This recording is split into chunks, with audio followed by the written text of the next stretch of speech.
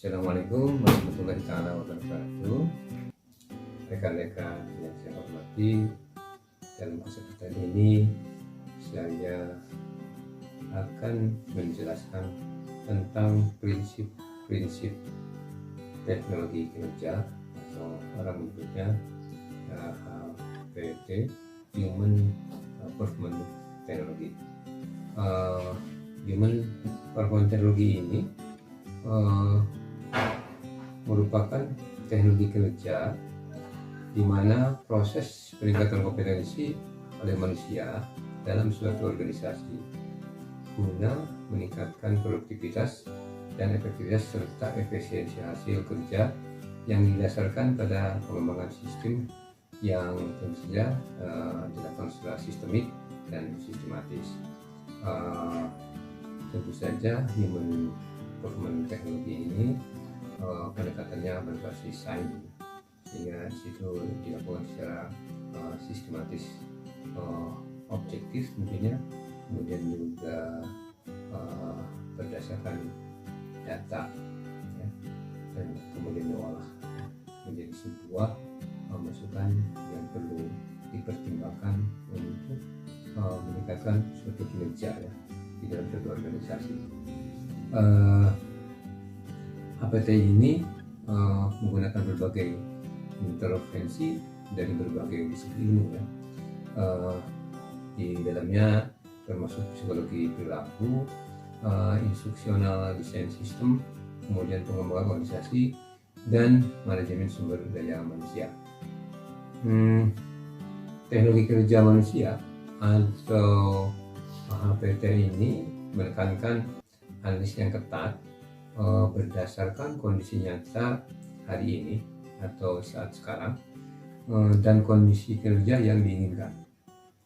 Kemudian mengidentifikasi penyebab-penyebabnya terjadinya kesenjangan kinerja dan menawarkan berbagai intervensi yang dapat digunakan untuk meningkatkan kinerja, kemudian sebagai panduan proses manajemen perubahan dan mengevaluasi hasilnya. Ada 10 prinsip yang biasa diterapkan di dalam bidang teknologi kinerja manusia atau HPT ini. Prinsip yang pertama tentu saja adalah bahwa HPT ini fokus pada hasil. Hasil yang diharapkan tentu saja terjadinya efisiensi dan efektivitas kinerja para pegawai atau karyawan di sebuah organisasi, baik organisasi yang berbasis komersil atau non komersil, laba atau nirlaba. Yang kedua, HPT ini mengambil pandangan secara sistem ya, bahwa untuk menghasilkan kinerja yang baik itu berbagai aspek atau komponen itu dianggap saling mendukung, saling mempengaruhi, dan bersifat integratif ya, dan holistik ya. Kemudian prinsip ketiga itu bahwa HPT haruslah berujung pada penambahan nilai kinerja, nilai organisasi, nilai suatu lembaga di mana para karyawan itu bekerja. Artinya kinerja itu haruslah memberi tambahan terhadap kemajuan suatu perusahaan atau organisasi.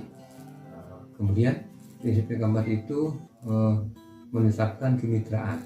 Tentu saja untuk menghasilkan suatu kinerja yang baik, maka jejaring atau kemitraan itu harus dibangun.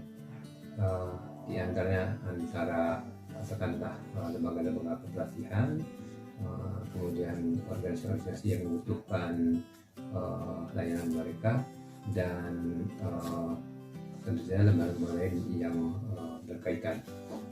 Kemudian di samping itu juga bahwa HPT itu menjadi sistemik dalam penilaian kebutuhan atau kesempatan.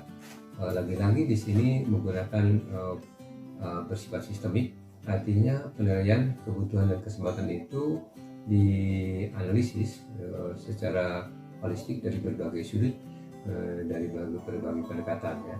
Kemudian juga yang prinsip keenam itu menjadi sistemik juga dalam hal menganalisis pekerjaan dan tempat kerja, serta untuk mengidentifikasi faktor-faktor yang membatasi kerja. Ini juga analisis secara terintegratif, holistik ya, supaya hasilnya itu betul-betul bermakna. Kemudian prinsip yang ketujuh bahwa juga menjadi sistemik dalam desain solusi dan spesifikasi persyaratan yang dianggap sebagai solusi dari suatu permasalahan. Yang kedelapan, ada berikutnya prinsip sistemik dalam semua pengembangan atau beberapa solusi dan unsur-unsurnya yang mendukung terjadinya penyelesaian suatu permasalahan. Kemudian juga bersifat sistemik juga dalam melaksanakan pemecahan masalah.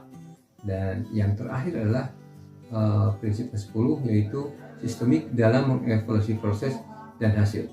Jadi kata kunci di dalam pendekatan ini bersifat sistemik dan holistik, setiap unsur-unsur yang dianalisis untuk mendapatkan hasil yang optimal. Demikian yang dapat saya sampaikan terkait dengan prinsip-prinsip HPT atau Human Performance Technology. Assalamualaikum warahmatullahi wabarakatuh.